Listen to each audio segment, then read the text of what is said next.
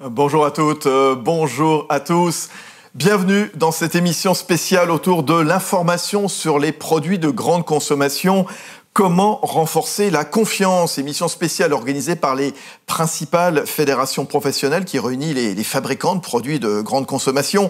Il y a la FISE, il y a l'ANIA, il y a l'ILEC, il y a la FEBEA, avec les Échos, le Parisien événement. Oui, comment être transparent quand la défiance à l'égard de l'État, les pouvoirs publics, les scientifiques, les médias gagnent chaque jour du terrain. Et en même temps, comment être transparent quand les réglementations ne suffisent plus à rassurer et quand les nouvelles applications de notation sont elles-mêmes sujettes à caution? Ouais, compliqué. Il y a effectivement un besoin d'infos de plus en plus grand, mais trop d'infos ne tue-t-elle pas l'info, justement? Ne crée-t-elle pas une certaine confusion? Dans ces circonstances, comment les entreprises, comment les pouvoirs publics peuvent-ils renforcer la confiance des consommateurs? Alors attention, il n'est pas question de diaboliser qui que ce soit, de céder à la facilité. Bien sûr, on va faire des constats, mais surtout, on va essayer de mettre en avant des solutions, des pistes de réflexion. Je vais vous présenter au fur et à mesure nos invités, les acteurs, les spécialistes, les experts qui vont nous accompagner. Vous aurez aussi la parole, bien sûr. N'hésitez pas à poser des questions sur l'onglet questions. Je relayerai régulièrement vos questions, bien sûr. Et auparavant, je salue Guénaëlle Gau. Bonjour. Bonjour. Guénaëlle Gau, vous êtes directrice générale de l'Obsoco, qui est l'Observatoire Société et Consommation. C'est une société d'études, de conseil en stratégie. Question toute simple pour démarrer. Que veut, je dirais même, qu'exige le consommateur aujourd'hui? Alors, pour comprendre ce qu'il veut, en fait, il faut comprendre pourquoi, je pense, il le veut. Et je pense qu'il y a 4 raisons. D'abord, le consommateur est plus formé, plus informé, plus expert, plus critique. Et donc, il va exercer, en fait, cette critique-là. Et puis, ce faisant, il va être plus exigeant. Et puis, ce faisant, il est quand même aussi plus vulnérable. Ça n'a échappé à personne. On est dans un contexte d'incertitude. On a des grosses préoccupations sur l'environnement. Ces préoccupations se traduisent souvent, en fait, pour le consommateur, par rapport à sa santé. Donc, plus vulnérable. Et puis, le consommateur est également face il a envie de prendre part, en fait, à tout ça. Une volonté de contrôle. Une volonté de contrôle, une volonté, en fait, de prendre sa part. Et donc, c'est là aussi, on voit que il va attendre des choses concernant la responsabilité, la sienne, mais aussi celle des acteurs de l'offre. Et puis, finalement, il est face à un hyper choix et il va avoir besoin, alors c'est aussi la concurrence à laquelle font face les acteurs de l'offre, et il va avoir besoin de se repérer. Donc, on comprend bien que la question de la qualité va être beaucoup plus multiforme qu'avant. Ça va être la question de l'innocuité, ça va être la question jusqu'aux conditions de production. On va remonter comme ça toute la chaîne. Ouais. Alors, on voit donc un consommateur plus expert, bien sûr, plus aguerri avec cette volonté de contrôle, qui manifeste un besoin de transparence. Mais ce besoin de transparence, souhaitable, bien sûr, est-ce qu'il n'a pas des limites quand même, Guénaëlle? Alors, c'est vrai qu'on voit ce besoin d'information. On voit que les labels, par exemple, qui concentrent l'information, c'est quelque chose de nature à répondre à ces préoccupations. Des heuristiques aussi, des petits raccourcis cognitifs, des choses comme ça. Mais la question de la transparence, c'est un peu un piège. C'est-à-dire c'est une fuite en avant.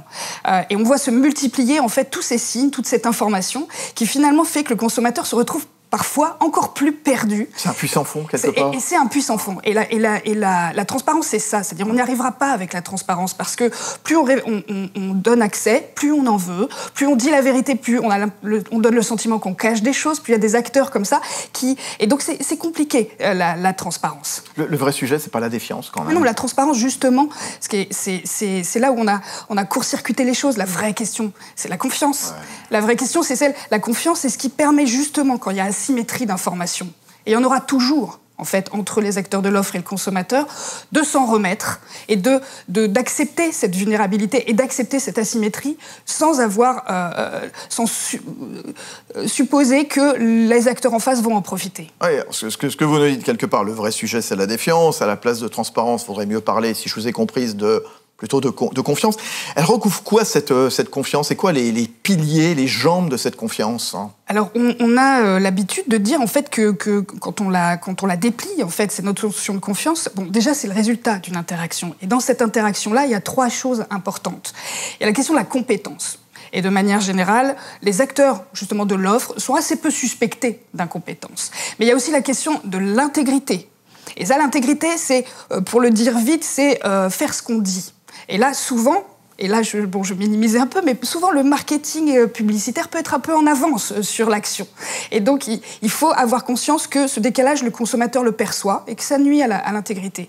Et puis, il y a une troisième donnée qui est la bienveillance. La bienveillance, c'est connaître très bien les intérêts des consommateurs et les faire passer, parfois, avant ses propres intérêts économiques, parce que dans la durée, ça paye. Ça veut dire prendre soin justement de ce consommateur qui est en situation de vulnérabilité. Prendre soin, c'est cette notion de bienveillance, il y a la question de la compétence, de l'intégrité.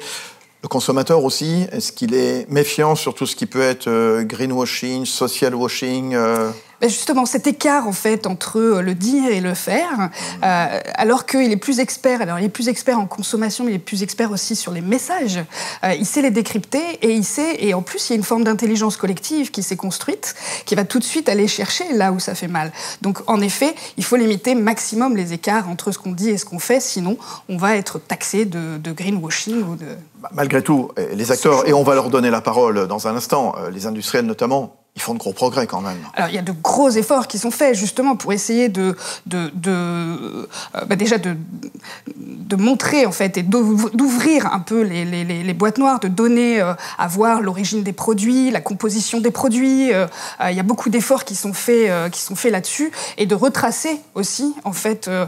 Donc ça c'est sûr. Et puis concentrer aussi le sens, c'est important. On voit justement des labels. Mais c'est vrai qu'il faut faire attention à ce que ça fleurisse pas dans tous les sens pour créer encore nourrir en fait cette défiance. Bon, très bien. De toute façon, c'était bien que vous veniez ce matin pour planter le décor quelque part, poser les grands enjeux qu'on va développer d'ici quelques minutes avec nos invités. Je vous remercie, Guénaëlle Gault, donc directrice générale de l'Obsoco. C'était très clair, on vous a parfaitement comprise.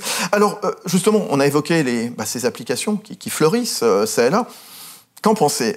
Rendez-vous avec notre première table ronde à suivre dans un instant. Je vais vous les présenter, bien sûr, et puis je reprendrai vos questions, bien sûr. N'hésitez pas, il y en a déjà un certain nombre qui sont arrivés. Auparavant, on parle souvent de ces applications de notation pour les produits alimentaires, mais les cosmétiques sont aussi notés par ces applications. Oui, bon, on ne va pas parler que de l'alimentaire ce matin, bien entendu. Alors, selon quelle méthode ? Avec quelles limites ? Justement, je vous propose de retrouver ces deux témoignages, ceux de deux docteurs en pharmacie qui nous donnent leur avis avec des exemples très concrets comme les dentifrices, les produits solaires. On revient juste après.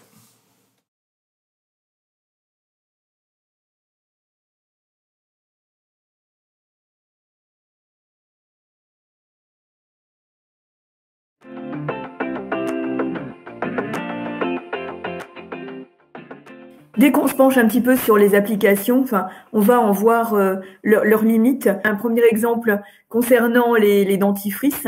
Un dentifrice fluoré qui, par sa composition, est tout à fait en conformité avec ce qu'on attend d'un dentifrice qui répond à un problème de santé publique, est très très mal noté. Et on oriente le consommateur vers une alternative. L'alternative qui est proposée, c'est un produit bio sans fluor qui, lui, ne va pas répondre à ce problème de santé publique qu'est la carie. Donc, on se heurte très rapidement à une limite qui est la santé publique. Et puis aussi des ingrédients. Pourtant, l'Europe a statué sur ces ingrédients-là en indiquant qu'il n'y avait pas de problème. Par exemple, un conservateur, le phénoxyéthanol.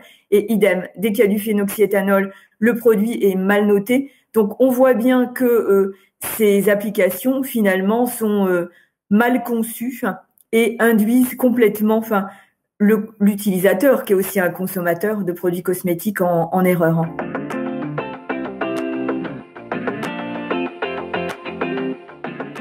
Il est extrêmement dommage de voir qu'un grand nombre de filtres UV sont classés rouges par les applications. Au niveau de la réglementation, on a une annexe avec une trentaine de filtres UV admis. Ces filtres UV ont fait l'objet d'études toxicologiques et sont sûrs d'emploi dans certaines conditions, avec des limites de concentration par exemple. On va parfois constater que les meilleurs produits du marché obtiennent des notes véritablement catastrophiques puisqu'on a des 0 sur 100. Donc il est fort dommage de voir des applications pointées du doigt de très bons filtres UV et finalement ne plus garder dans le palmarès que 2 ou 3 filtres. Avec ces 2 ou 3 filtres, on n'aura pas la possibilité de formuler des produits de protection à hauts indices de l'ordre de 50 ou 50+. Donc, on constate vraiment un effet extrêmement réducteur des avis mentionnés par ce type d'application.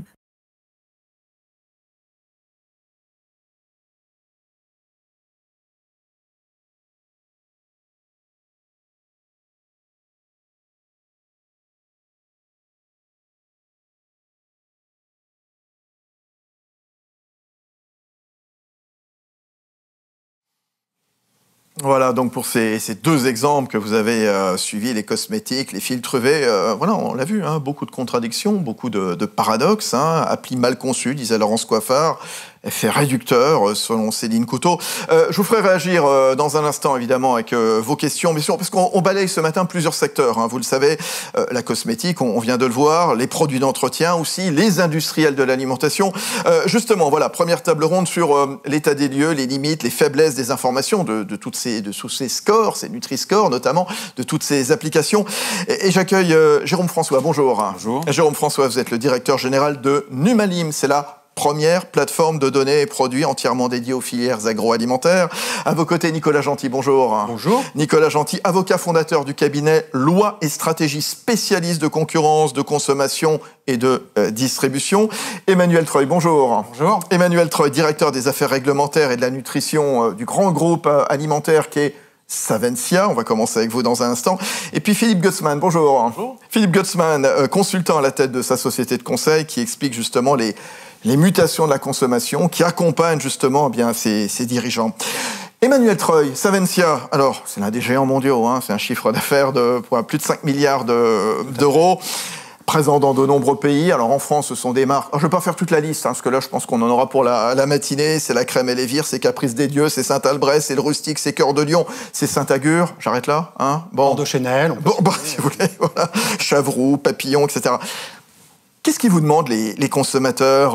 On le voyait tout à l'heure avec Ganaël Go. C'est quoi? C'est de la transparence, de la proximité, de l'authentique, du naturel. C'est tout ça en même temps? Voilà, aujourd'hui, les consommateurs veulent du naturel, veulent du local, veulent de l'authentique, et la crise du Covid a accéléré cette mutation. Et puis avant tout, je pense qu'ils veulent de la transparence. Ils veulent vraiment aujourd'hui connaître les conditions de production des denrées alimentaires, les conditions sociales, environnementales. Ils veulent des marques engagées. Ils veulent des marques, des produits qui... ils veulent savoir ce que les produits portent en termes de responsabilité sociétale. Pendant longtemps, en fait, les consommateurs se contentaient d'informations qui décrivaient le produit, hein, sa composition, tout ce qui permettait d'en faire un usage sûr. Ah, maintenant, c'est comment il est fabriqué, quoi, c'est ça. Voilà, tout à fait. Et aujourd'hui, les consommateurs veulent aller beaucoup plus loin. Ils veulent avoir des garanties sur l'origine des produits. Ils veulent savoir dans quelles conditions ils ont été fabriqués. Ils veulent de la transparence et c'est tout à fait légitime. Est-ce que le consommateur, parfois, il n'est pas un petit peu perdu quand même quand on lui parle de degrés nutritionnels, de degrés de transformation? C'est pas à la portée de tout le monde. Ça, vous connaissez par cœur, évidemment, parce que c'est vous qui les fabriquez. Mais le consommateur qui fait ses courses. Alors même si le consommateur est aujourd'hui de plus en plus expert, effectivement, il est aujourd'hui perdu parce que de multiples acteurs essayent de l'aider dans ses actes d'achat. Lui apporte beaucoup d'informations. On voit la multiplication des applications, la multiplication des logos. Ce qui est bien en soi, hein, toutes ces applications apportent de la transparence, contribuent en fait à l'information du consommateur, mais aujourd'hui, le consommateur il est un peu perdu face à toutes ces informations qui sont parfois contradictoires, qui reposent pas toujours sur des données fiables et qui portent parfois un discours un peu simpliste sur l'alimentation. On va prendre un exemple. On va revenir justement sur les notes. On va prendre l'exemple du Nutri-Score, voilà, qui vous concerne, vous les industriels de l'alimentation. Je disais, on va pas parler que de l'alimentation, mais il se fait que vous êtes là, vous, Savencia. Depuis 2016, voilà, on a du vert jusqu'au rouge, du A jusqu'au E. On classe les produits en fonction de leur qualité nutritionnelle. Le Nutri-Score, ça sert à quelque chose ou pas? À quoi ça sert à vos yeux? C'est utile? Alors, le Nutri-Score est utile. Hein. L'objectif, c'était d'aider le consommateur à comparer la composition nutritionnelle de différentes catégories de denrées alimentaires et au sein d'une même catégorie des produits entre eux. Par exemple, les céréales pour petit déjeuner. Donc, il apporte une information utile. Sur certaines catégories, il marche très très bien. Mais il a quand même des limites qu'on a remontées collectivement auprès des autorités pour le faire évoluer. Alors, notamment, il ne prend pas en compte aujourd'hui les associations d'aliments. C'est-à-dire que le Nutri-Score porte sur les aliments tels qu'ils sont consommés, mais un aliment n'est pas consommé seul, il est toujours consommé en association avec d'autres aliments. Je vous prends un exemple. On prend une saucisse, par exemple, elle va être notée rouge avec le Nutri-Score, mais si on la met dans un plat avec des lentilles, ce plat va être tout à fait équilibré et va être noté vert. Deuxièmement, il ne prend pas en compte la notion de portion et d'habitude de consommation. Vous savez, le Nutri-Score est basé sur un calcul sur 100 grammes. Or, c'est 100 grammes de tout, quoi, quelque part. 100 grammes de tout. Or, il y a des aliments qui se consomment en beaucoup plus petite quantité. Je prends du beurre, par exemple. Une portion de beurre, c'est 15 grammes. C'est rarement qu'on prend 100 grammes ou 100 grammes de miel en même temps, quoi. Ouais, voilà, tout à fait. Ça paraît beaucoup. Et puis, le troisième élément, c'est que sur certaines catégories d'aliments, il marche très très bien sur certaines catégories, comme les plats transformés, par exemple les plats cuisinés. Sur d'autres catégories d'aliments, il ne joue pas son objectif de permettre aux consommateurs au sein d'une même catégorie, de les différencier entre eux. Un exemple, les fromages, 90% des fromages sont en D. Et le Nutri-Score, la note est totalement indépendante de la composition en matière grasse ou en calcium. Vous avez un fromage qui est à 13% de matière grasse ou qui est à 40, un triple crème, il aura exactement la même note. 90 mg de calcium ou un produit très concentré en calcium comme le Comté auront exactement la même note. Mais vous reconnaissez quand même qu'il faut un minimum de guidage quand même dans les rayons pour le consommateur quand même. Quelle est l'influence de ces labels ? Alors, ces labels sont encore une fois utiles, mais ils ne sont pas... On considère chez Savencia, mais c'est partagé collectivement à l'ANIA, que l'information sur les produits ne suffit pas. En fait, elle est importante, mais elle ne suffit pas pour aider les consommateurs à évoluer vers des comportements d'alimentation saine et durable. En fait, ce qui est important, c'est la pédagogie et c'est l'éducation du consommateur. L'aider, faire de la pédagogie autour de l'équilibre nutritionnel. Alors, si on emploie, par exemple, chez Savencia, où on considère que pour aider le consommateur, il faut aussi des incitations positives et beaucoup de pédagogie. Et on a lancé une initiative qui est... Positive Food. Positive Food, exactement. C'est quoi ? C'est une initiative qui repose sur l'idée qu'il ne faut pas opposer plaisir et santé. Et que chaque aliment, finalement, a sa juste proportion, a sa place dans une alimentation saine et équilibrée. Et qu'il faut vraiment placer le plaisir au centre et trouver des moyens, et les outils digitaux peuvent y contribuer, d'amener le consommateur en douceur à évoluer dans ses comportements alimentaires. On a développé par exemple un outil qui permet de calcul du Nutri-Score à la recette, en intégrant aussi d'autres critères, la part du végétal et d'autres critères nutritionnels. Sur des recettes gourmandes, pour l'amener à évoluer ses comportements sans stigmatiser et sans le culpabiliser. C'est ça, parce que sans stigmatiser, on voit que vous êtes adapté. Ça veut dire quoi ? Vous avez souffert quelque part de cette multitude d'initiatives privées qui génèrent des infoproduits. Est-ce que certains produits ont pu être condamnés par ces notations du Nutri-Score ? Alors, la catégorie fromage, en tout cas, mal notée, les produits laitiers en général, mais je trouve ce qui nuit à la confiance du consommateur, c'est la confusion en fait que tous ces systèmes peuvent engendrer. Je vous donne un exemple. Aujourd'hui, on a un développement de systèmes de notation sur les impacts environnementaux des produits. Aujourd'hui, on a deux systèmes, par exemple, qui sont diffusés par un certain nombre d'acteurs. Il y a l'EcoScore et le Planet Score. Ils ne reposent pas sur les mêmes algorithmes, ils ne choisissent pas les mêmes indicateurs, et pour un même produit, on va avoir des notes différentes. Comment le consommateur peut s'y retrouver ? La nutrition, on a le Nutri-Score, qui est le système effectivement officiel, qui est basé sur la composition nutritionnelle des aliments. À côté de ça, on a des systèmes de notation qui classent les aliments selon leur degré de transformation. C'est SIGA et ScanUp. On a qui font un mix des deux, Yuka, qui prend une partie du Nutri-Score et qui rajoute des critères sur la présence d'additifs, etc., donc des critères qui relèvent plutôt de la transformation des produits.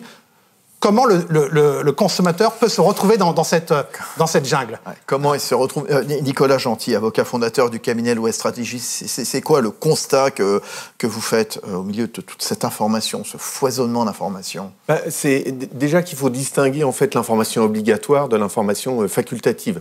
Donc effectivement, au titre de l'information obligatoire, il y a un certain nombre d'éléments à donner qui sont nécessaires pour le consommateur. Après, on a un foisonnement d'informations facultatives.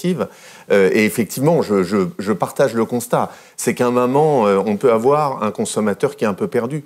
Je me souviens qu'avec la DGCCRF, j'avais coprésidé un atelier qui était information donnée, information perçue par le consommateur. Et on s'apercevait qu'il y avait grosso modo 16 profils de consommateurs et que chacun des profils ne percevait absolument pas de la même façon l'information de la même manière.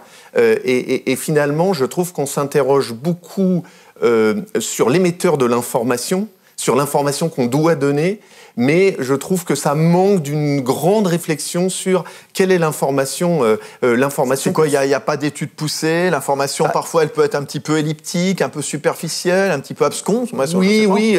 Absconce, je pense que pour certaines informations, c'est le cas. Alors, sauf à être un grand consommateur de produits cosmétiques, l'information avec cette image plus ou moins dégradée d'un pot ouvert avec un chiffre et la lettre M à côté, il faut savoir que ça veut dire que à partir du moment où le pot est ouvert, effectivement, on a le nombre de mois pour le consommer. C'est pas une information qui est toujours visible. Et puis, je partage le constat sur le fait que, finalement, ces différentes notations, avec des produits plus ou moins bien notés, selon des critères qui sont compliqués, ça peut troubler le consommateur. Et à la fin, c'est un peu ce que vous disiez, trop d'informations peut tuer l'information. N'empêche que il faut informer le consommateur. Et il y a quand même des initiatives qui vont encore plus loin. Je pense à l'initiative que je ne connais pas spécialement bien, mais je dois participer à une table ronde bientôt avec le fondateur MyLabel, qui est de dire peut-être que le consommateur, ce qui peut l'intéresser, c'est une information en fonction de ses valeurs. Peut-être que je suis plus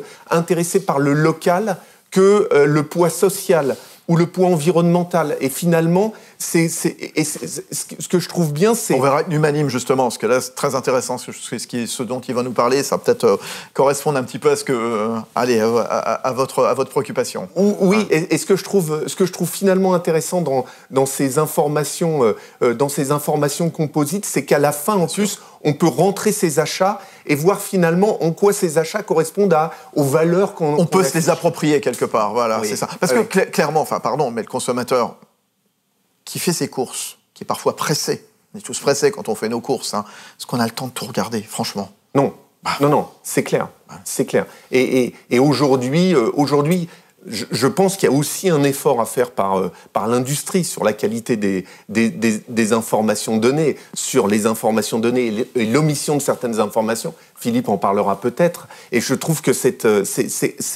intéressant effectivement de développer cette partie-là et d'arriver sur quelque chose qui va être finalement plus informatif, parce qu'aujourd'hui, presque chaque mois qui passe, on a une nouvelle information. La loi Egalim 2, dont on parle beaucoup, on ne parlera pas que de l'alimentaire, mais on parle du Rémunéra-Score. Une information supplémentaire. Donc, moi, j'ai envie de manger local, et en même temps, on me dit que ce produit rémunérerait plus ou moins bien. Et à la fin... L'agriculteur, à la fin, je ne sais plus quoi consommer. Oui, c'est sûr. On évoquait tout à l'heure, avec Emmanuel Troy de Savencia, comme consommateur veut savoir ce qu'il embarque en termes de RSE. À une époque où on parle de plus en plus de RSE, comment cette préoccupation, elle est expliquée ? Comment est-ce qu'elle est mise en avant, Nicolas ? Alors, je trouve que ça, c'est extrêmement intéressant. Pendant très longtemps, le consommateur, ce qu'il cherche, c'est finalement la réalisation de ses besoins. Oui. C'est-à-dire son besoin de consommation. Je veux manger un fromage, j'ai besoin de me nourrir, et je veux un bon fromage, donc j'achète les vôtres. Et on est passé peut-être aussi à un besoin d'information sur finalement quel est le poids dans le monde de mon achat. C'est-à-dire c'est pas tellement ce que j'attends du produit en l'occurrence, mais je souhaite savoir quel est son impact. Voilà, comment il se replace dans une chaîne beaucoup plus globale. Exactement. Pendant longtemps, on a considéré, on sait qu'il y avait beaucoup de chartes, etc., mais que le consommateur y prêtait une attention qui était très moyenne. Et d'ailleurs, ces chartes, elles étaient quelquefois un peu floues dans les engagements. Et aujourd'hui, on sait que les consommateurs y attachent de plus en plus d'importance, pas toutes les catégories de consommateurs, et ça évolue avec le temps. Et bien évidemment, les marques vont devoir répondre précisément des engagements qui sont faits. Et il ne suffit pas d'avoir un engagement sur le fait, par exemple, de ne pas employer des enfants et de ne pas se préoccuper très très précisément de la politique de ses sous-traitants, de ses propres fournisseurs. Et je pense que les consommateurs, à l'aide des organisations de consommateurs et d'autres, vont être très très regardants et les tribunaux vont suivre. C'est-à-dire qu'ils commencent à aujourd'hui sanctionner effectivement le non-respect de ces engagements. Il va y avoir une judiciarisation de plus en plus importante à vos yeux, vous l'avocat que vous êtes, Nicolas Gentil. Oui.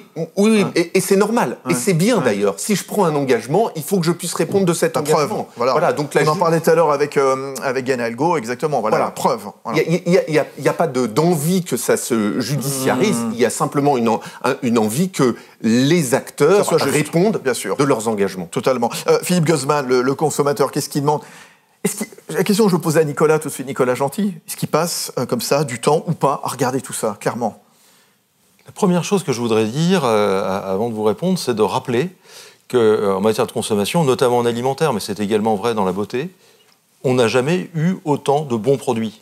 Il faut quand même se le dire, parce qu'on se fait souvent peur avec des scores, mais la réalité, c'est qu'on n'a jamais aussi bien mangé en termes de qualité intrinsèque des produits. Ensuite, vous avez dit le consommateur. Et le consommateur, il n'existe pas. Non, il n'existe plus. Il est pluriel, bien sûr. Il y a encore 15 ans, on pouvait parler comme ça, et la moyenne pouvait encore dire quelque chose. Aujourd'hui, elle ne dit plus grand-chose. Et c'est un des points, pour moi, les plus importants. Parce qu'on a un risque d'aller vers une consommation à 2 vitesses, voire à 3 ou 4 vitesses, peu importe, mais vous comprenez l'idée, entre une catégorie de population, je dirais plutôt éduquée, sachante, s'intéressant à ces sujets, comprenant éventuellement ce qu'il y a derrière les scores et pouvant piloter sa consommation, et une autre partie de la population qui pourrait soit suivre aveuglément des scores sans les comprendre, et c'est un vrai danger, je vais y revenir, soit tout simplement continuer sa consommation comme avant parce que c'est une consommation sous un très fort niveau de contrainte et donc vivre une consommation, comment on pourrait dire, qui serait stigmatisée. C'est-à-dire, en quelque sorte, je suis contraint de consommer quelque chose qui n'est plus la norme sociale. Et c'est un vrai danger de fracture alimentaire, de fracture dans la consommation et même de fracture sociale, avec des rejets de la norme par certains. On a, depuis 2 ans, on vit une pandémie qui illustre assez nettement ce genre de phénomène de rejet. Donc c'est un vrai danger. Pourquoi j'ai évoqué la compréhension de ces systèmes de notation ? Je pense que c'est un des points importants. Sur le principe, les scores, c'est évidemment intéressant, positif, favorable, etc. Côté consommateur, ça recèle un danger. C'est celui de l'aliénation. C'est que finalement, on fait confiance à un score, à une note, produite par je ne sais qui, ça peut être l'État, ça peut être une organisation, une association d'ordre privé, on en a cité quelques-unes, ça peut être la filière des producteurs. Et on peut se fier à un score sans nécessairement comprendre ce qu'il y a derrière. Or, la clé de la confiance, je crois, c'est la compréhension de ce qu'on fait. Si, en tant que consommateur, je comprends pourquoi j'associe des aliments et pourquoi effectivement la saucisse et les lentilles ça fonctionne, si je sais pourquoi, je vais consommer de façon confiante. Et là où on a sans doute un travers collectif dans nos filières de consommation et avec l'État, avec les politiques, c'est de vouloir finalement donner un prêt-à-penser sous forme de notes au lieu de donner à comprendre. Donc il y a des enjeux d'éducation alimentaire notamment qui sont considérables, c'est vrai aussi dans la cosmétique. Il y a des enjeux au niveau des acteurs économiques d'expliquer finalement, de véhiculer l'histoire des produits, d'expliquer comment ça fonctionne. D'ailleurs, au passage, quand je parle d'histoire des produits, c'est intéressant de constater que la plus forte tendance depuis 2 ans, et Nicolas Gentil vient de le rappeler, c'est le local.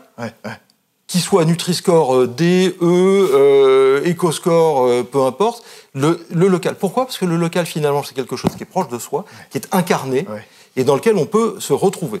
Donc, voilà, là, ce sont des éléments qui, pour moi, sont très importants. Alors, attendez, juste, Emmanuel, vous me dites... Oui, je voulais réagir pour dire, je suis tout à fait d'accord. Et ces systèmes de notation, elles incarnent pour le consommateur le fameux tiers de confiance. En fait, les consommateurs remettent rarement en doute les informations qui leur sont communiquées à travers ces applications, les systèmes de notation, qui sont pourtant parfois opaques, des boîtes noires où on ne sait pas trop ce qu'il y a derrière. Et le danger, c'est que effectivement, les consommateurs les prennent pour la vérité. Argent comptant. Argent comptant. Et nous, on pense vraiment que sur ces sujets, il faudrait vraiment remettre de la cohérence, de la rationalité, remettre du dialogue, en fait, entre les opérateurs, les associations de consommateurs, etc. Parce que ce qui est important à travers ces applications, c'est qu'elles reposent sur des données fiables. Ce sera un sujet qu'abordera Jérôme, ce qui est très important, parce qu'aujourd'hui, on voit que beaucoup des données produits qui sont transmises aux consommateurs via ces applications sont inexactes, et qu'elles reposent sur des fondements scientifiques solides. ce qui n'est pas toujours le cas. Et vraiment, nous, elles ont un vrai rôle à jouer, mais on appelle vraiment à un dialogue entre opérateurs sur ce sujet, avec les associations, avec les applications, pour remettre du dialogue, de la rationalité, de la cohérence dans l'information consommateur. Maintenant, ce que vous affirmiez il y a quelques instants, Philippe, le consommateur, est-ce qu'il a des raisons de se méfier? Enfin, les acteurs économiques sont des acteurs responsables. Ce ne sont pas des menteurs, les industriels. Non. Alors, ça aussi, c'est quelque chose qu'il faut bien se mettre dans la tête. C'est que l'intérêt des entreprises, des metteurs en marché, leur métier, c'est de servir des clients. Ouais. Donc ils répondent aux aspirations des clients. Les aspirations des clients ont considérablement évolué depuis une vingtaine d'années, et donc les entreprises s'adaptent, notamment dans le mouvement sociétal, ça a été évoqué tout à l'heure. Et plus la pression du consommateur, de pression sociétale sera élevée, plus les entreprises seront invitées à s'améliorer. Ça, c'est très important. Là où je pense qu'il y a un vrai sujet sur ces systèmes de notation, quels qu'ils soient, c'est effectivement la qualité de la donnée, mais je laisserai Jérôme franchement parler. Avec bien sûr, oui, c'est intéressant. Mais c'est que on parle souvent des systèmes de notation comme étant un aiguillon pour le consommateur, ce qui va aider le consommateur à mieux consommer. En réalité, je crois que l'effet le plus important que ça a, c'est plutôt au niveau des équipes recherche et développement des entreprises. Parce que que veulent les entreprises? C'est avoir la meilleure note dans un rayon, sur une étagère.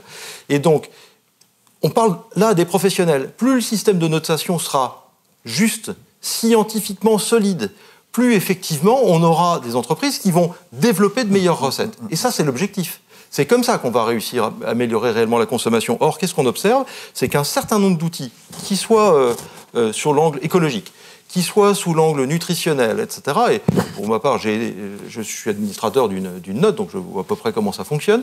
Un certain nombre d'outils sont fondés sur des données effectivement pas fiables ou partielles, ou avec des algorithmes qui sont très discutables scientifiquement. Résultat des courses, qu'est-ce qu'il se passe? Un certain nombre de metteurs en marché suivent la note pour avoir la meilleure note, en développant des recettes qui ne sont pas nécessairement les meilleures par rapport aux réelles compétences qui sont là. Là, on a un vrai sujet. Il faut absolument que ces systèmes soient bons pour inciter les entreprises à être meilleures. Et ciblons-les. Alors, Jérôme François, directeur général de Numalim, je disais tout à l'heure, c'est la première plateforme de données produits entièrement dédiée aux filières agroalimentaires. Qu'est-ce qu'on va y trouver justement sur cette plateforme de données? On va y trouver des informations produits qui soient fiables. Ce qui a été évoqué, c'est que l'importance des informations ne cesse de croître. Et pourtant, il y a un défaut de maîtrise. Donc, on va essayer... Alors, elles sont fiables. Pourquoi elles sont fiables par rapport à d'autres? La fiabilité le défaut de fiabilité vient d'outils qui sont assez archaïques. Aujourd'hui, les entreprises gèrent les données avec des tableurs Excel, avec des moyens de saisie et de ressaisie. Donc, par rapport à cette importance de plus en plus critique d'avoir le jumeau numérique, comme on dit, du produit physique, dans un site de e-commerce, vous ne voyez pas l'emballage physique, vous reposez sur l'information qui est affichée sur le site. Une application, de nouveau, où les algorithmes sont divers et variés, mais les formules ne peuvent pas tourner si l'information n'est pas précise. Donc ça, c'est le grand défi pour un grand nombre d'entreprises, plus de 15 000 entreprises de l'agroalimentaire. Les entreprises de la cosmétique ont le même défi, c'est d'arriver à maîtriser leurs propres données. C'est ça le paradoxe, c'est que c'est évidemment les industriels qui sont les mieux placés pour maintenir à jour les informations, mais les outils aujourd'hui sont un peu en retard et demandent beaucoup trop d'efforts pour un résultat. Donc Numalim, qui est une société coopérative d'intérêt collectif. Il y a qui dedans? C'est quoi la gouvernance de Numalim? Le premier collège, c'est une coopérative, c'est les associations consommateurs. Oui. Donc on a parlé du fait qu'il faut, Manuel disait, tous autour de la table. Là, on a les associations consommateurs qui ont 30% des pouvoirs. Donc quand on discute de comment gérer ces données, on a l'amont agricole, dans l'agroalimentaire, c'est très important, la transformation, la distribution. Donc déjà, la gouvernance collective. Et je discutais du jumeau numérique. Oui. Aujourd'hui, déjà, c'est pas évident d'avoir vraiment les mêmes informations que sur les emballages physiques. On peut avoir des allergènes, par exemple, qui sont mal renseignés, ce qui pose un problème de santé. Si je ne suis pas bien informé en commandant un produit, si il contient ou non un allergène. Mais demain, les informations de développement durable vont être encore plus complexes à mobiliser. Et les algorithmes, quels qu'ils soient, ne vont pas tourner si les informations ne sont pas spécifiques. C'est ce qu'on voit aujourd'hui.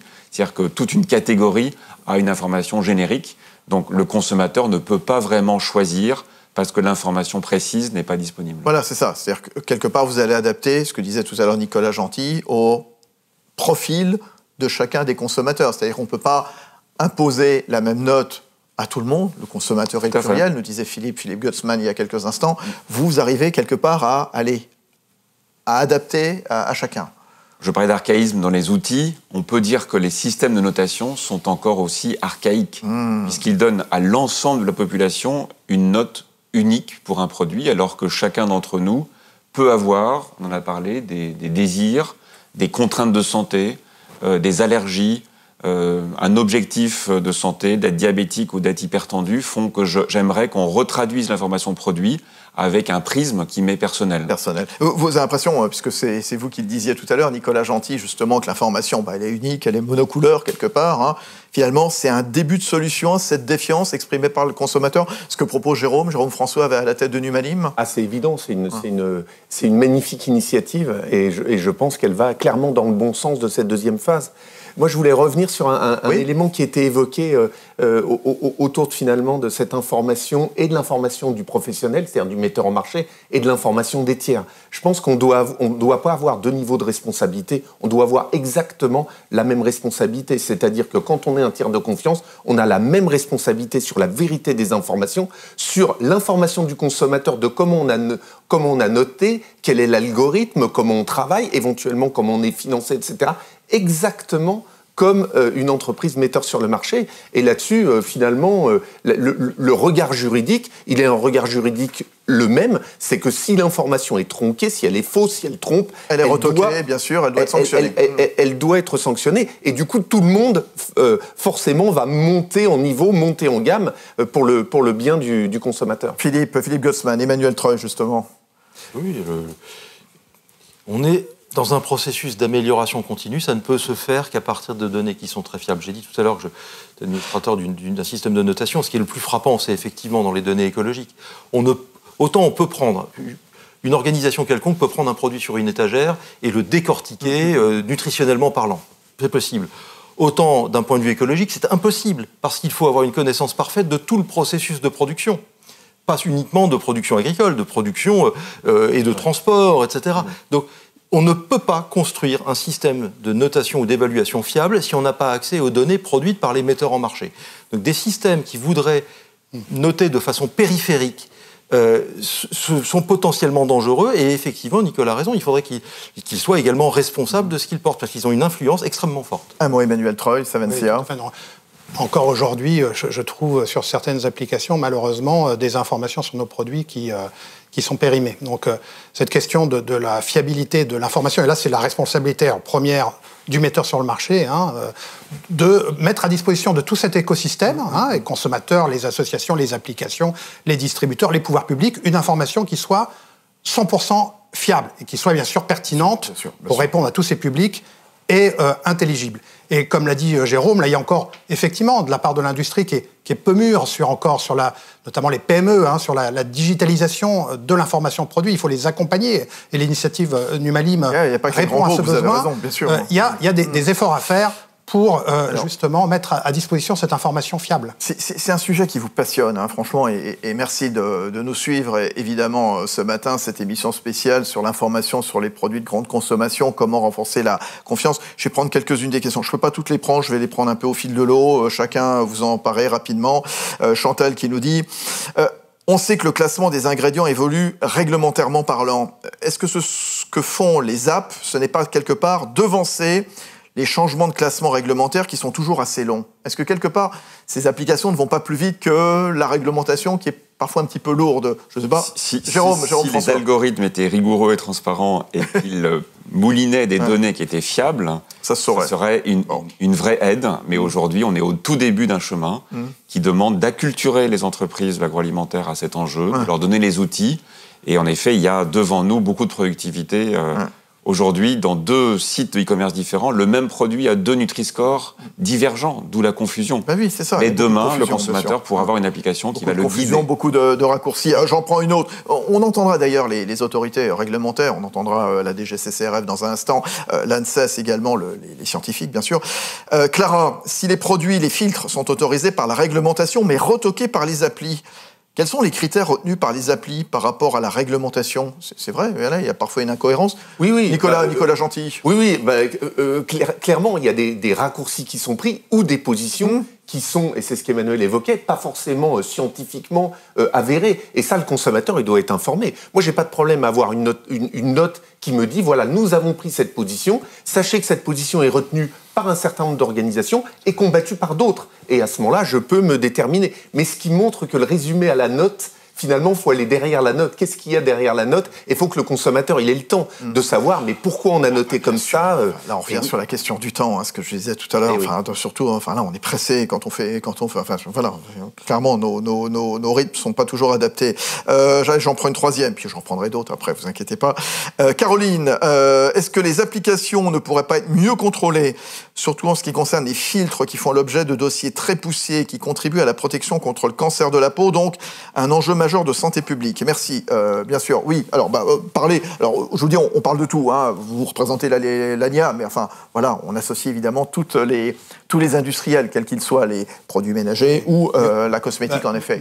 Emmanuel. Mieux contrôlé, très certainement. Et je sais qu'à l'ANIA, on appelle, par exemple, les pouvoirs publics à constituer un groupe de travail. Ça pourrait être dans le cadre du CNC, du Conseil national de la consommation, pour discuter avec les associations de consommateurs, avec les applications, et fixer un certain nombre de règles communes, un cadre commun, justement, pour éviter les abus, pour fixer des principes de transparence pour toutes ces applications, etc. Et je pense que ce dialogue est important et ces règles communes sont importantes. Bon, allez, le mot de la fin, parce que je voudrais qu'on enchaîne avec d'autres invités. Et en même temps, on a parlé de la responsabilité, et ça peut être un bon aiguillon. Ça peut aussi pousser les industriels à bouger certaines pratiques. Donc, il peut y avoir aussi du bon là-dedans. Le tout, c'est que ça soit équilibré et que le consommateur sache. Et cohérent. Voilà. Exactement. Tout juste. Merci à tous les quatre. Merci Nicolas Gentil. Merci Philippe Gutzmann. Merci Jérôme François, Emmanuel Treuil, d'autres experts, d'autres acteurs. Je vous dis, continuez d'ailleurs avec vos questions si vous voulez interpeller la DGCCRF, l'ANSES ou d'autres. Évidemment, c'est à suivre dans un instant. Alors, je vous le disais, on balaye large. Évidemment, ce matin, on ne parle pas uniquement de l'alimentation ou de la cosmétique, mais aussi des produits ménagers. Très intéressant, parce qu'après le Nutri-Score, il va falloir s'habituer en 2022 au Toxi-Score. Voilà, Toxi-Score qui classe les produits ménagers pour informer le consommateur sur les risques liés à l'utilisation d'un produit. Les travaux ils vont être pilotés par l'ANSES. Alors, là aussi, est-ce que c'est utile? Bon, au niveau européen également, il y a des initiatives qui sont prises pour mieux informer le consommateur, notamment dans le cadre de la stratégie pour une chimie durable, du pacte vert. Et d'ailleurs, je vous propose de retrouver l'avis de Sonia Gospodinova. Elle est porte-parole de la Commission européenne pour le marché intérieur. Et vous allez voir que son témoignage illustre bien la complexité de la démarche. Elle nous alerte sur le risque qu'il pourrait y avoir à vouloir multiplier quelque part les initiatives parallèles pour aider le consommateur. Et on revient toujours sur la même question. Trop d'informations tue l'information. On la regarde, on vient juste après.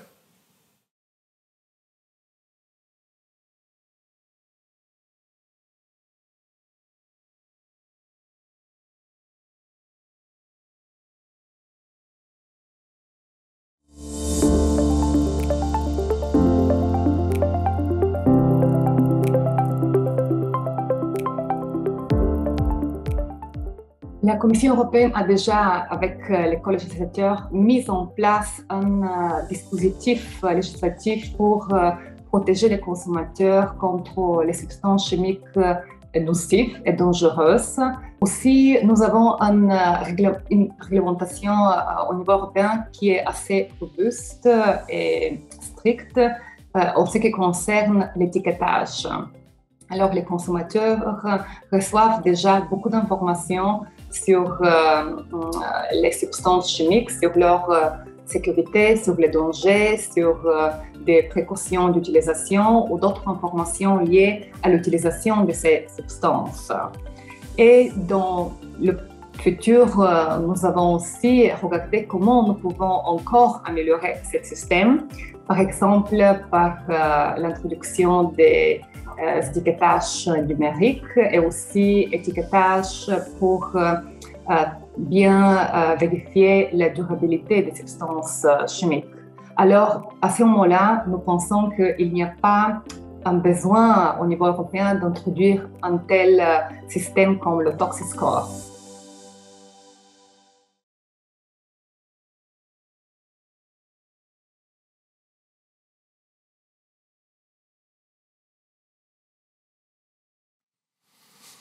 Voilà, et vous avez pu entendre cette porte-parole de la Commission européenne, Sonia Gospodinova, qui disait les consommateurs reçoivent déjà beaucoup d'informations, alors elle va quand même étudier comment faire plus, étiquetage numérique, substances chimiques, il n'est pas nécessaire à ses yeux d'introduire donc un ToxiScore. Alors, je vous le disais ce matin dans cette émission spéciale sur l'information sur les produits de grande consommation, comment renforcer la confiance. On ne va pas juste bien faire des constats, bien entendu.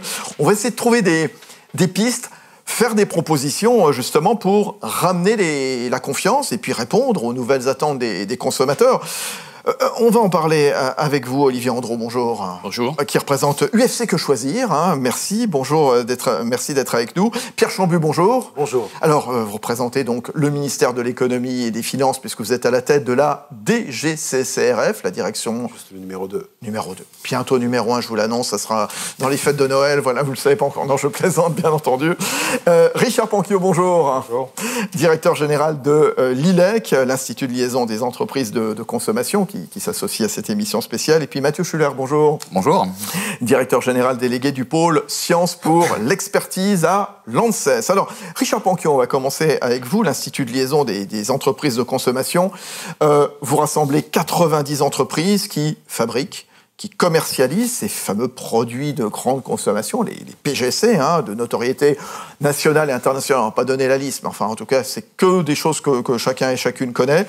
On les voit dans les rayons alimentaires, dans les rayons non alimentaires, bien sûr, parce qu'on, je vous dis, ce matin, on ne parle pas que de l'alimentation, on parle de la cosmétique, des produits ménagers aussi. On parle de confiance.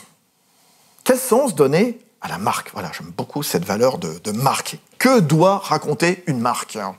Alors, c'est intéressant parce que le thème de la matinée est en train d'évoluer de la transparence vers la confiance. Et honnêtement, je pense que c'est le vrai bon sujet, c'est la vraie bonne passerelle. En fait, la transparence, je ne pense pas que ce soit une fin en soi. En revanche, c'est probablement la condition nécessaire à la restauration de la confiance. Et c'est assez marrant parce que moi, c'est une thématique finalement que je trouve complètement transversale parce qu'on a cette thématique vis-à-vis des consommateurs, on l'a aussi vis-à-vis de nos clients distributeurs, on l'a vis-à-vis des pouvoirs publics. Et la question fondamentale, c'est comment est-ce qu'on passe d'une vraie défiance généralisée à un début de confiance. Et je pense que c'est une thématique complètement générale. La marque, c'est un contrat de confiance avec le consommateur. C'est un contrat de confiance. En fait, c'est le premier point pour nous, c'est quand même de savoir que, effectivement, les marques que je représente, alimentaires, non alimentaires, à la base, leur succès, leur pérennité, ils sont liés à un contrat de confiance avec un consommateur. Le jour où une marque juste ne satisfait pas des besoins consommateurs de base, ou n'y satisfait pas assez vite, ou pas assez loin, elle périclite, voire elle disparaît. Il a des références tout de suite, bien sûr. Donc en fait, l'impératif de transparence, de toute façon, c'est une dimension que les marques sont obligées d'intégrer. Elles le font plus ou moins bien, plus ou moins vite, de façon plus ou moins hétérogène ou bien faite, mais c'est un besoin qui est juste existentiel. Sans ça, il n'y a plus de marque. Et en fait, la demande consommateur, les attentes consommateurs, on le voit bien, c'était déjà très clair dans la première table ronde, c'est qu'elles sont croissantes, et puis elles vont dans des domaines différents. Il y avait des informations de base, la transparence sur, la composition du produit, l'origine, on en a parlé ce matin. Il y a une deuxième dimension, c'est tout ce qui a trait à l'environnement. Et là, en fait, entre les lois AGEC ou climat et résilience, il y a des obligations légales nouvelles, et il y a des besoins consommateurs qui sont derrière ces obligations-là. Donc ces besoins environnementaux, en fait, on voit bien, il y a toutes les dimensions de RSE, il y a toute la loi Pacte, il y a un nombre de dimensions. Regardons le succès de C'est qui le patron, par exemple, Richard. Absolument, qui a un succès. C'est un exemple parmi d'autres, bien sûr. Assez emblématique. Effectivement, la question de l'environnement. De la juste rémunération aussi du producteur, de l'agriculteur. Qui ce matin. Et puis il y a même une troisième sphère, pour moi, qui va plus loin, qui est même ce qu'on appelle la marque employeur. C'est qu'en fait, finalement, avec, par exemple, encore une fois, la loi Pacte ou tout ce qu'on peut mettre derrière les labels type Bicorp, il y a qu'est-ce que je fais moi en tant que marque dans la société, quel impact j'ai sur la société. Et honnêtement, on dépasse largement, même si c'est super important, les questions de labels, d'information nutritionnelle, etc. On est sur une dimension de transparence presque holistique, où on a vraiment le sens de la société qui fabrique des marques et de la marque. Et sans ça, on n'emploie plus, on n'attire plus les jeunes, et en fait, on ne parle même plus aux consommateurs. Si je vous ai bien compris, la marque, elle génère de la valeur, bien sûr, et de plus en plus peut-être maintenant des valeurs, c'est ça aussi. Des valeurs et du sens, en fait, c'est ce qu'on appelle de l'engagement. Ça paraît un peu galvaudé, mais en fait, c'est vraiment l'enjeu d'aujourd'hui et de demain. Et par rapport à ça, moi, il y a quand même deux choses qui me paraissent fondamentales par rapport à tout ce contexte-là. Le premier, c'est en fait la digitalisation. Parce que, en fait, c'est une conséquence qu'on aurait pu tirer il y a déjà un certain temps, c'est qu'il y a une telle profusion de demandes, c'est tellement protéiforme, il y a tellement de choses à dire, tellement de choses à communiquer, que, en fait, le digital est devenu une vraie opportunité. Alors, c'est quoi, justement, votre réponse face à Yuka? Prenons un exemple. Face à Yuka, c'est quoi les outils digitaux que vous déployez? En fait, Yuka, c'est une forme de réponse. Après, je pense que Yuka a joué le rôle d'accélérateur, d'aiguillon. Et c'est vrai que ça a été, pour les consommateurs, mais je pense aussi beaucoup pour les marques. Après, Yuka a des contraintes, c'est affranchi d'un certain nombre de contraintes que s'imposent en fait, et réglementairement et éthiquement, les entreprises. Mais c'est clair que les applications numériques sont aujourd'hui un formidable outil de développement. Mais de façon générale, il y a aussi un autre exemple, par exemple la blockchain. Moi, j'ai en tête l'exemple de Mousseline, qui a mis en place, en fait, avec un système de QR code, la blockchain. Vous êtes capable, en fait, en scannant, de savoir exactement où a été... Le producteur de pommes de terre. Oui, jusqu'à la parcelle de production, le nom du producteur, etc. Ça peut paraître anecdotique, mais ça montre à quel point on peut être transparent et à quel point les outils digitaux, sous leurs formes diverses, peuvent permettre de donner, en fait, une information qui est extraordinairement précise. Et juste pour revenir là-dessus, le point a été fait tout à l'heure il y a plein de scores, et c'est un vrai problème. Hein. C'est mon deuxième sujet. À la limite, c'est la prolifération par rapport à la standardisation. Le premier, c'est la digitalisation. Mais la digitalisation, elle permet aussi, presque demain, d'imaginer du sur-mesure. À partir du moment où, effectivement, il y a un certain nombre de contraintes qui sont respectées et de normes qui sont respectées, honnêtement, vous pouvez avoir une pondération demain grâce au digital en fonction de vos intérêts à vous, de vos sources de préoccupation en tant que consommateur. Ça serait possible. Aujourd'hui, sur l'étiquette, ça l'est juste pas. Quand on voit qu'une étiquette, rien que sur un produit détergent, une étiquette, aujourd'hui, est censée intégrer 3 types de règlements différents. Ça devient juste aberrant. Parce que ce qu'on oublie peut-être de dire aussi, en tout cas, il faut le redire. C'est lisible. Alors, c'est illisible, mais c'est aussi parce qu'on a des contraintes réglementaires qui sont absolument considérables, qui sont peut-être correctes, il n'y a pas de problème, et qui imposent, en fait... Et légitimes, voilà. Aussi. Absolument, elles sont correctes, mais la qualité des produits, la qualité de la santé de ce qu'on utilise en produits de consommation obéit quand même à des réglementations européennes qui sont considérées comme les plus difficiles, les plus rigoureuses sur Terre, quasiment. Vous évoquez l'histoire de la purée mousseline, très bien. Voilà, on peut scanner, en effet, et voir quasiment la tête du producteur de pommes de terre. C'est une façon pour vous, les marques, de rentrer en conversation, donc d'apporter du récit quelque part, et ça, c'est de nature à amener la confiance, à condition que le consommateur, il ait le temps, et je reviens toujours sur cette question, de scanner, en effet, le QR code et pour voir la tête du producteur ou de la productrice de patates. Voilà.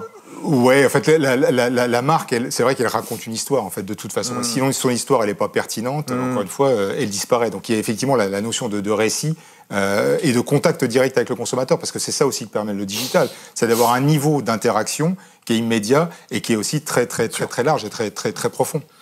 Alors, chacun a la parole, ici, dans cette émission spéciale des consommateurs. UFC Que Choisir, la grande association que vous représentez, Olivier Andreau.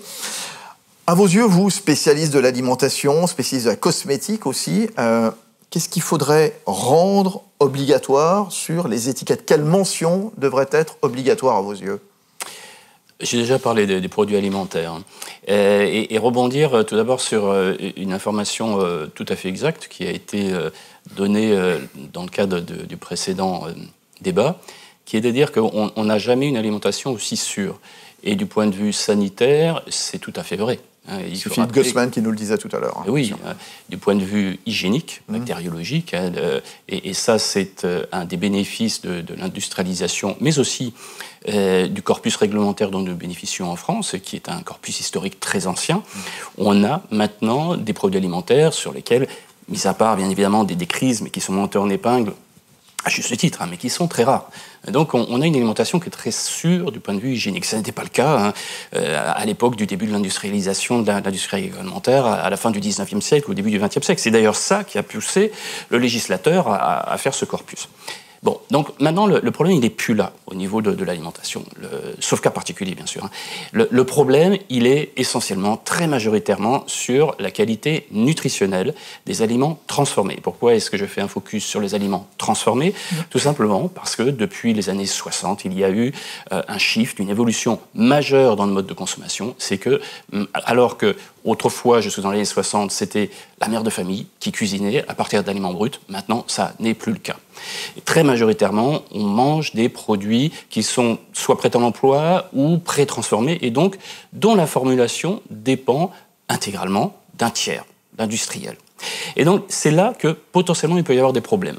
Parce que on sait que, et ça, on est un petit peu piégé par notre génétique, à nous, humains, c'est que on aime bien les goûts sucrés. On aime bien les saveurs un petit peu relevées, on aime bien les textures onctueuses. En clair, on aime bien le sucre, le gras, le sel. Et donc, c'est, en plus, comme ce sont des ingrédients qui autrefois étaient très chers, mais qui maintenant, là encore, grâce au progrès de l'industrialisation, sont des ingrédients qui coûtent rien. Donc, vous voyez venir, c'est très facile pour un formulateur d'avoir un petit peu, la main lourde sur ces 3 composantes pour être sûr que le produit va être préféré par rapport à son concurrent. Alors, qu'est-ce qu'il faudrait mettre justement sur l'étiquette dans ce contexte? Est-ce que les applis sont utiles ou pas, vous Alors, avant de parler des applis, moi, je voudrais parler déjà du Nutri-Score. Pourquoi ? Parce que déjà, donc, cette problématique de gras, sel, sucre, on sait que c'est couplé avec d'autres éléments, bien sûr, le déficit d'activité physique dans notre mode de vie moderne, ça contribue très fortement à l'émergence et au développement dans des proportions considérables de maladies liées à l'alimentation. Je pense notamment au surpoids, l'obésité, le diabète. Il faut rappeler ça à nos interlocuteurs. C'est ça qui est la problématique de l'alimentation. Et donc, comment est-ce qu'on fait ? J'aurais rappelé que les premières demandes des nutritionnistes adressés au pouvoir public de très longue date, c'était pas le Nutri-Score. La première demande, c'était vous, messieurs les pouvoirs publics, et vous, messieurs les industriels, améliorez vos recettes. C'était ça, la première demande. Et la deuxième demande, c'était le marketing, notamment à destination des enfants. Il faut le moraliser. Il n'est pas admissible qu'en 2021, un industriel soit encore en capacité de promouvoir des produits particulièrement gras, salés, sucrés en prime time, là où il y a le plus grand nombre d'enfants devant les écrans. Donc c'est ça, ces 2 mesures qu'il faudrait d'abord mettre en place. Mais bon, il n'y a pas eu de courage politique pour le faire jusqu'à présent. Donc, je voudrais finalement juste insister sur ce point pour que vous vous rendiez compte que la mesure qui a été mise en place par les pouvoirs publics dès les années 70, c'est-à-dire il y a 50 ans, avec l'arrivée de l'étiquetage nutritionnel, et maintenant avec l'étiquetage nutritionnel simplifié qui est enfin compréhensible, c'est une mesure finalement qui fait reporter la responsabilité sur le consommateur, et non pas sur celui qui élabore la recette. Vous voyez, il y a quand même quelque chose... Avec quel risque ? Avec quel risque ? C'est que finalement, il y a cette pression qui s'exerce sur le consommateur et c'est lui qui encore et toujours va être obligé de lire les étiquettes. Alors bon, dont acte. Donc il n'y a pas de mesures réglementaires sur la composition des produits alimentaires, alors que c'est quelque chose qui est envisagé en Angleterre en ce moment, vous le savez. Il n'y a pas de mesures de protection sur le marketing à destination des enfants, en tout cas pas efficaces, alors que là encore, ce sont des mesures qui peuvent être mises en place dans certains pays de l'Union européenne. Donc, on passe sur l'étiquetage nutritionnel. Et ce qui est intéressant, c'est qu'avant l'émergence du Nutri-Score, donc cet étiquetage simplifié, aucun industriel ne protestait sur l'étiquetage nutritionnel, qui pourtant donnait exactement les mêmes informations, sous un autre format, mais exactement les mêmes informations. Pourquoi ? Parce que ce n'était pas compréhensible. On a de nombreuses études qui le montrent, ça n'est pas compris par le consommateur. Vous souhaitez réagir ? Vous voulez dire un mot, Richard Ponquio, au nom de l'IDAC ? Je vous écoute. Bon. Et donc, il y a eu plein de tests qui ont été faits. Il y a une méthodologie qui a été réalisée sous l'égide du ministère de la Santé et qui a montré que de manière indubitable, c'est le Nutri-Score qui marche le mieux, qui est le mieux compris, pour 2 raisons. Parce que ce code coloriel très simple permet au consommateur 2 choses. Il permet au consommateur d'identifier l'intérêt nutritionnel du produit et donc quelle est la fréquence de consommation. Vous avez entendu tout à l'heure Emmanuel Treuil de Savencia qui disait, voilà, on mélange un petit peu tout, c'est du 100 grammes de tout, on prend un aliment, mais on ne le replace pas dans une chaîne, dans un repas complet avec d'autres aliments. Donc, quelque part, il peut y avoir une mauvaise note pour l'un, mais si on le marie avec un autre, finalement, la note, elle augmente. Et ça, est-ce qu'il est suffisant, ce Nutri-Score ? Pour avoir travaillé dans l'industrie laitière et fromagère pendant un certain temps, je voudrais quand même rappeler que la mauvaise note nutritionnelle de certains fromages industriel tient non pas à la formulation historique des fromages, mais tout simplement à des choix de formulations qui ont été réalisées lorsque tel ou tel fromage de tel ou tel industriel ont été créés dans les années 60, 70, 80, 90, avec des taux de matière grasse et de sel qui sont assez élevés pour relever le goût. Par exemple, certains produits se trouvent avec 60%, 70% de matière grasse sur l'extrait sec. C'est considérable. Alors qu'un camembert, donc qui est bien de chez nous, bien traditionnel, c'est 45% de matière grasse. Donc vous voyez, là, arrêtons d'instrumentaliser la tradition comme on l'a fait tout récemment d'ailleurs avec certains produits fromages sous AOP. Ça n'a pas de sens. Donc il est clair que certains fromages sont particulièrement gras et salés. Ce qui ne veut pas dire qu'il faut interdire la consommation. Ça veut dire simplement qu'il faut donner une information pour que le consommateur soit en capacité de choisir pour une consommation quotidienne les fromages qui sont les plus intéressants et réserver à une consommation plus occasionnelle ou en petite taille de portion les fromages qui sont moins bien classés du point de vue nutritionnel. C'est juste ça. Alors, la réglementation, justement, l'autorité réglementaire, c'est vous, Pierre Chambu, donc numéro 2 de la DGCCRF, la répression des fraudes, voilà, pour simplifier, bien sûr. La question de la confiance voulue par le consommateur, ce dont on parle maintenant depuis un petit peu plus d'une heure. Vous, DGCCRF, vous en êtes évidemment une partie prenante. Qu'est-ce que ça recouvre à vos yeux ? C'est assez fondamental, en fait, la question de la confiance. On le sait tous, on sait tous que la confiance a un impact sur le fonctionnement du marché et que un déficit de confiance a des conséquences en chaîne jusqu'à l'emploi. Voilà. Si on peut être un tout petit peu plus technique, tout à l'heure Richard parlait confiance, transparence, etc. Ce sont des choses qui ont été étudiées de façon très approfondie par la science économique. Tout ça. Et je pense qu'on peut par exemple penser aux travaux du prix Nobel Akerlof, qui a montré quoi sur le marché de la voiture d'occasion. Le Markets for Lemons, qu'est-ce qu'il a montré ? Il a montré que l'asymétrie d'information, le déficit de confiance, ça détruisait de la valeur, en fait, en réalité, sur un marché. C'est-à-dire que faut pas penser qu'un consommateur qui est mal informé, finalement, il va se dire, bon, ben, dans le doute, je considère que le prix, c'est une information et je vais acheter ce qui est plus cher. Non, c'est pas ça qui se passe, c'est le contraire, en fait, en réalité. Donc la transparence, l'asymétrie d'information, la confiance, tout ça, c'est lié et c'est indissociable de la question de la valeur, en fait, en réalité. Et ce qu'il faut faire, évidemment, c'est un cercle vertueux. On voit bien qu'il peut y avoir des cercles vertueux et des cercles qui ne sont pas vertueux. C'est pour ça que nous travaillons sur cette question et que nous considérons que là se trouve, nous sommes une direction de Bercy parmi d'autres, mais que là se trouve à l'interface entre l'offre et la demande une de nos principales contributions à la politique économique de la France. Alors, justement, la DGCCRF, vous avez diligenté une enquête qui est toujours en cours sur les applications mettant à disposition des consommateurs des informations sur des catégories de produits de grande consommation. Pourquoi une enquête et qu'avez-vous constaté ? Je dis l'enquête, elle est en cours, donc il y a déjà peut-être des premiers éléments que vous pouvez nous donner ce matin. Alors, pourquoi une enquête ? Je pense que la réponse, elle a été déjà donnée par les intervenants. C'est compte tenu du caractère assez central, et important. Il y a un certain nombre de chiffres qui montrent l'appétence des consommateurs pour ces applications, le rôle qu'elles peuvent jouer, etc. Alors, le constat qu'on fait, général, c'est qu'il y a une marge de progrès, si vous voulez, de ces outils, qui n'est pas négligeable. En fait, en réalité, il y a 3 points. Il y a la question, donc là je peux être quand même un petit peu précis, même si effectivement l'enquête n'est pas terminée. Il y a la question de l'indépendance. On s'est posé la question de l'indépendance. Est-ce que ces applications sont indépendantes vis-à-vis des industriels ? Les liens capitalistiques, voilà, oui, c'est ça. Exactement. Bien sûr. Bon, pour l'instant, en tout cas sur le champ de notre enquête, c'est bien sûr une question qui devra faire l'objet de vigilance, d'une vigilance maintenue. Pour l'instant, en tout cas, je peux quand même vous dire que nous n'avons pas à ce stade identifié de difficultés sur ce point. Voilà. Ensuite, il y a la deuxième question, c'est la question des sources d'information et de la question de la fiabilité des sources d'information. Là, clairement, il y a un sujet. Ce qu'on constate, c'est qu'il y a un sujet, il y a une hétérogénéité, il y a une question de fiabilité, et nous constatons, de manière générale, sur le domaine, sur le champ de notre enquête, un taux d'erreur qu'on peut qualifier de significatif. Voilà. Et la troisième question, c'est la question de l'objectivité de l'objectivité de l'évaluation.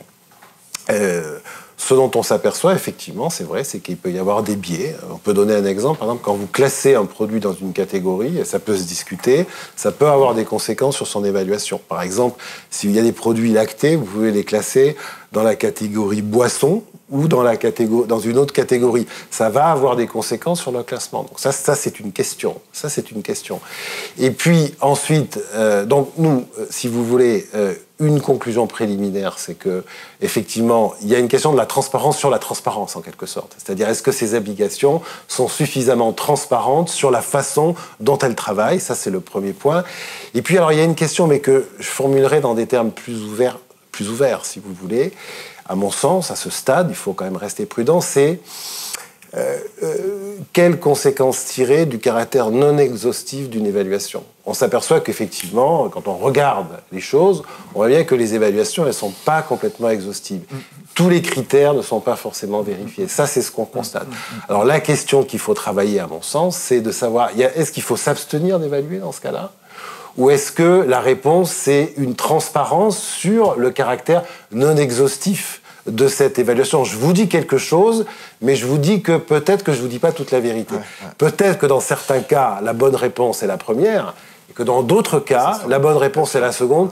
Une fois encore, je me permets d'insister, je formule ça en termes de façon interrogative. Bien sûr. Et au final, une fois que l'enquête aboutira totalement, c'est quoi votre arsenal et éventuellement, c'est quoi la panoplie de mesures que vous pourriez prendre? Alors, les pouvoirs de la DGCCRF, ils sont assez connus. Ça va du répressif, enfin, ça va du pédagogique à répressif. Nous avons toute une palette d'outils. Là, très clairement, sur ce que nous allons faire, à la lumière des constats que nous avons faits, il est trop tôt pour que je puisse vous donner des indications, mais je peux vous dire que nous ferons des choses. Bon. Je vous donne la parole dans un instant, Mathieu Schuller de l'ANSES. Simplement, Olivier Andro, au nom des consommateurs du UFC que choisir. Ces applis, qu'est-ce qu'elles valent? Parce que tout à l'heure, je vous posais la question, puis on a enchaîné sur tellement d'autres sujets passionnants, tout ce qui se dit ce matin. Moi, déjà, la première question que je poserais, excusez-moi, je reformule, c'est pourquoi ces applis? Et nous, à l'UFC Que Choisir, très clairement, on pense que ces applis, elles se sont développées tout d'abord du fait d'une défaillance tant des pouvoirs publics que des professionnels. Et je voudrais m'expliquer. S'agissant par exemple du Nutri-Score, qui est à notre sens une information qui devrait figurer obligatoirement sur le support idéal des produits alimentaires, c'est-à-dire sur leur emballage. Eh bien, les pouvoirs publics n'ont pas été jusqu'au bout en France de leur initiative qui aurait été de rendre le Nutri-Score obligatoire. Et chose qui était tout à fait possible, puisqu'on nous a opposé que le règlement européen l'empêchait, le règlement INCO, sauf que la France a été en capacité de rendre obligatoire l'étiquetage de l'origine du lait ou de la viande en tant qu'ingrédient. Donc c'est avec le même règlement de base, le règlement INCO. Donc c'est possible quand on veut, quand il y a la possibilité. Donc déjà, rien que du fait de cette défaillance des pouvoirs publics français, il est utile d'avoir le Nutri-Score à travers des applis, la nôtre, qu'elle produit, donc une appli 3 en 1, donc qui donne des informations sur les produits alimentaires, les produits cosmétiques et les produits détergents. S'agissant du volet alimentaire, donne le Nutri-Score, bien sûr, puisque c'est la seule et unique information nutritionnelle officielle qui, à notre sens, devrait être donnée aux consommateurs et pas d'autres. Et là, j'assume ce jugement de valeur, d'autres, disons, scores combinés qui, à notre sens, additionnent des poireaux, des patates. Ce qu'on disait tout à l'heure. Mathieu Schuller, directeur général délégué du pôle Sciences pour l'expertise à l'ANSES, l'Agence nationale de sécurité sanitaire alimentaire nationale. C'est un peu l'œil du scientifique que vous amenez, que vous avez justement. À quel niveau vous intervenez, vous ? Peut-être pour résumer au mieux en 3 mots, finalement, l'action de l'ANSES sur la confiance, la transparence, je dirais que notre mission principale en tant qu'agence de sécurité sanitaire, c'est connaître et évaluer pour protéger. Donc effectivement, connaître et évaluer, on voit bien que nos ingrédients de base pour notre recette à nous, c'est la connaissance scientifique et c'est aussi le lien avec le terrain, puisqu'on agit de manière très proche avec les pouvoirs publics. Peut-être juste un exemple très concret, on porte là aujourd'hui tous les jours, plusieurs fois par jour, des masques grand public. Et effectivement, la DGCCRF avait commandité une action de contrôle, de prélèvement dans les rayons, identifier et essorer ces masques pour trouver quels produits chimiques il y avait dedans, et nous a posé la question, est-ce que ces masques sont sûrs? On en a rendu, puisqu'effectivement, nous on agit, nos avis sont tous toujours rendu public. On a rendu hier un avis sur finalement le fait que les risques étaient, qu'il n'y avait pas de risque lié à la présence de ces produits chimiques dans ces masques. Donc on voit bien une action concertée. Après, deux types d'actions, celles qui se font dans la durée, je dirais un peu dans le silence. Juste un exemple, on a travaillé assez longuement avec nos collègues suédois sur les problématiques de restriction de produits colorants dans les textiles qui sont susceptibles de provoquer des allergies. Effectivement, ça a été porté au niveau européen, une restriction est en cours, et donc pour limiter finalement ces produits qui vont provoquer des allergies. De manière peut-être encore plus concrète pour nos concitoyens, on a, il n'y a pas très longtemps, travaillé, il y a 1 an ou 2, sur les protections intimes féminines. Effectivement, on peut tout imaginer, la question de est-ce qu'elles contiennent des produits chimiques, est-ce qu'elles sont... Et en fait, à quoi sont arrivés nos experts quand ils ont regardé ce sujet de près? Ils ont dit, sur le plan de la sécurité des produits chimiques, pas de problème particulier, l'évaluation quantitative des risques montre qu'il n'y a pas de souci. Par contre, il y a un problème, c'est le temps de port. C'est-à-dire qu'en fait, lorsqu'on porte ces protections intimes trop longtemps, et c'est pas moi qui en suis le spécialiste, on s'expose à un risque qui est le syndrome de choc toxique. Et effectivement, quelque part, ce qui manque sur ces emballages, c'est attention. Ouais. Voilà, avec un étiquetage très clair. On le voyait, et tout à l'heure, c'est Guénel Go de l'Obsoco qui nous le disait, le consommateur est de plus en plus acteur, il est de plus en plus en demande, de plus en plus vigilant, il veut reprendre le contrôle. Vous, votre job, vous l'avez vu évoluer, vous l'avez vu changer comme ça au fil de l'eau, justement, au fil des années? On vous en demande de plus en plus? On nous en demande de plus en plus, oui et non. C'est-à-dire que, encore une fois, je pense qu'on continue d'avoir nos actions de fond, nos actions au long cours, que l'on mène auprès des agences européennes, que l'on mène auprès des pouvoirs publics. Par contre, peut-être ce sur quoi il y a une plus grande attention, c'est les interactions que ça peut générer. Typiquement, on est aussi très attentif lorsqu'il y a des incidents. On est coordonnateur d'un certain nombre de vigilances. Et juste pour citer 2 exemples liés à des produits de consommation courante, un alimentaire et un dans le contexte alimentaire, la vitamine D, le protoxyde d'azote. Sur la vitamine D, on a été alerté, mais très, très clairement, parce qu'effectivement, on nous a remonté des cas où, en passant de la vitamine D pharmaceutique à la vitamine D complément alimentaire, des personnes se sont trompées dans le dosage qu'ils ont donné à leurs enfants. Alors la vitamine D, elle est nécessaire, par contre, il ne faut pas en prendre trop. Et ça peut générer des situations très graves. Et donc là encore, problème d'information. Deuxième exemple, le protoxyde d'azote. C'est quelque chose qu'on utilise pour propulser de la chantilly, des usages alimentaires. Malheureusement, un certain nombre de nos jeunes ont constaté qu'il pouvait y avoir des usages euphorisants, mais permettez-moi l'expression, euphorisants, mais pas longtemps. Parce qu'effectivement, il y a des vrais sujets neurologique à la clé. La France, elle se situe comment sur l'échiquier européen? Parce que vous en discutez avec tous vos homologues européens. La France, on essaye à la fois de participer, finalement. Tout à l'heure, je parlais sur les textiles, on a travaillé avec nos collègues suédois. Par exemple, sur les polyfluorés, qui sont aussi un sujet de beaucoup de questions dans la société. On sait que nos collègues allemands et danois y travaillent, donc on ne refait pas le boulot. Par contre, on se saisit d'autres sujets. On a travaillé il n'y a pas très longtemps sur les couches pour bébés. On avait identifié... Pourquoi? Parce qu'il y avait des questions sur... Il y a des pesticides peut-être dans les couches. Et c'est fait en lien avec la DGCCRF, évaluation de risque faite, non, la question de la présence de pesticides ne posait pas de problématique de sécurité. Par contre, des PCB, des HAP. Et donc, il y a eu action faite auprès des industriels qui livraient en France et qui ont agi. La DGCCRF l'a d'ailleurs vérifié. Par contre, quand on a porté au niveau européen pour essayer de faire en sorte que ce soit mis dans une réglementation européenne, là, on n'a pas été suivi. Est-ce qu'on le regrette? Non, parce qu'effectivement, il y a eu une action. Par contre, là où je me poserais la question pour les acteurs économiques, c'est qu'effectivement, du coup, on n'aura pas d'impact sur les productions qui viennent de l'extérieur de l'Europe. Un mot, puisque je voudrais qu'on prenne 1 ou 2 questions. Richard Panquio, Pierre Chambu et puis les autres. Mais puisqu'on est dans les pistes, comment pouvoir public et industriel peuvent-ils travailler davantage et plus efficacement ensemble? Qu'est-ce que vous attendez, vous, par exemple, des autorités de contrôle? Richard Panquio, Lilac. Moi, je voudrais revenir sur l'exemple de Numalim et de Univeralim. Avec Jérôme François, qui était avec nous précédemment. Je pense que c'est emblématique de ce qu'il faut faire. Nous, on est support de Numalim depuis la création. On est sociétaire de Numalim.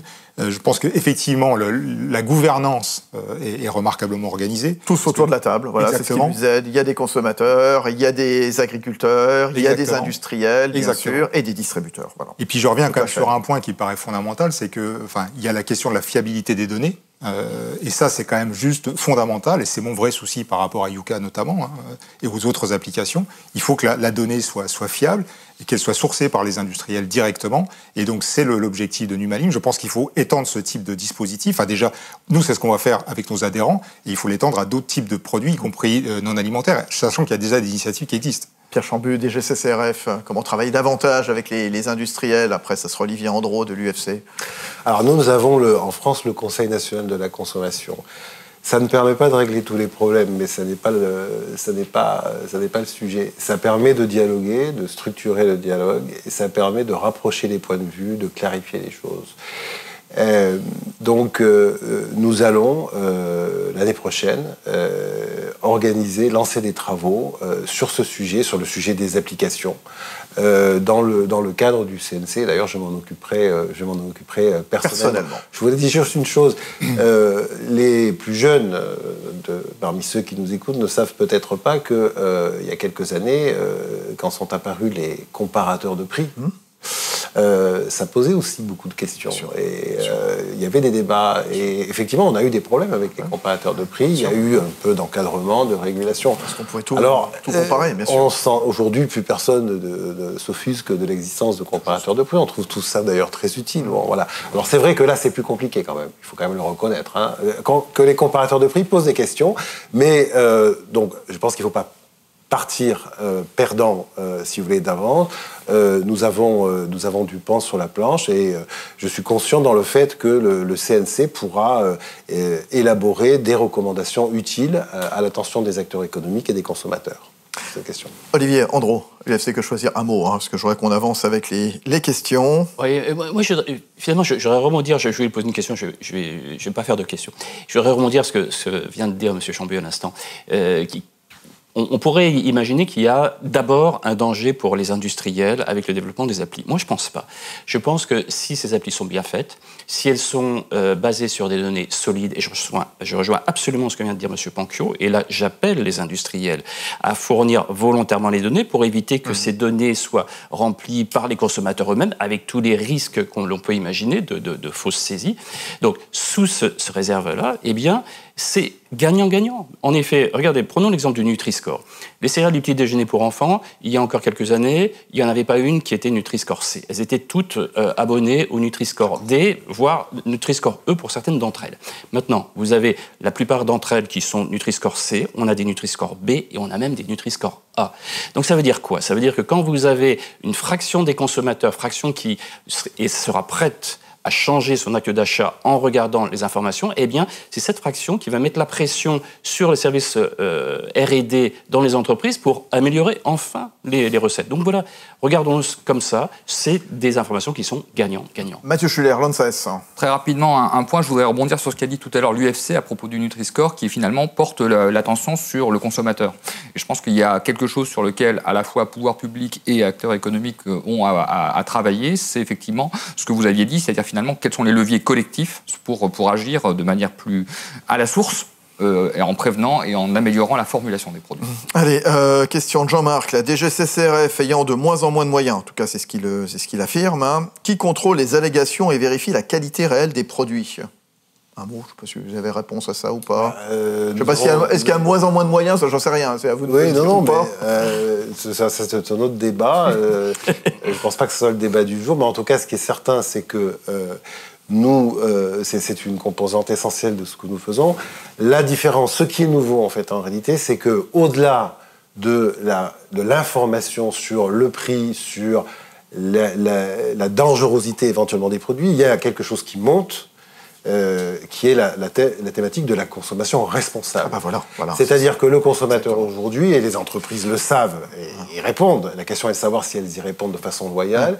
Le consommateur, il a d'autres attentes, il veut savoir s'il a un produit durable, etc., un produit responsable. Et donc maintenant, ce que nous faisons, c'est que nous contrôlons la loyauté de l'information également sur cette dimension-là. C'est ça qui est nouveau. Voilà, on en parlait tout à l'heure, la dimension RSE. Et c'est une priorité chez nous. Bien sûr, non, mais c'est très bien de le dire, voilà, justement, voilà, toutes ces données. Richard, peut-être cette question de Cécile, est-ce que les consommateurs ne confondent-ils pas aujourd'hui la santé ou la qualité des produits avec l'éthique de l'entreprise? Voilà. Je sais pas, mais je pense que, enfin, c'est ce que j'essayais de dire au début. Je pense qu'il y a un amalgame, en tout cas, et en tout cas, il y a plutôt une superposition d'attentes. Je veux dire, encore une fois, il y a des attentes par rapport au produit lui-même, il y a des attentes par rapport à la marque, il y a des attentes par rapport à la société, en fait, qui construit la marque. Et je pense que tous ces enjeux environnementaux, sociétaux, font partie aujourd'hui des attentes des consommateurs vis-à-vis des marques. Je pense que c'est une attente qui est de plus en plus globale et protéiforme, quoi. Bon, bah c'était le mot de la fin. Voilà, j'ai pas pu prendre toutes vos questions qui sont arrivées par dizaines, hein. Merci en tout cas, merci de nous avoir suivis. Merci à tous les quatre. Richard Panquio, directeur général de l'ILEC, Olivier Andro, UFC Que Choisir, Pierre Chambu, donc la DGCCRF, et puis Mathieu Schuller, l'ANSES. On pourra revoir évidemment cette émission qui était totalement passionnante, l'information sur les produits de grande consommation. Comment renforcer la confiance? Voilà, émission qui vous a été proposée par la FIS, l'ANIA, la FEBEA et l'ILEC, bien sûr, avec les Échos, le Parisien événement. Merci de nous avoir suivis très nombreux. Bien sûr, je vous souhaite d'excellentes fêtes de fin d'année. Et puis on se retrouve évidemment au plus vite en 2022. Bonne journée.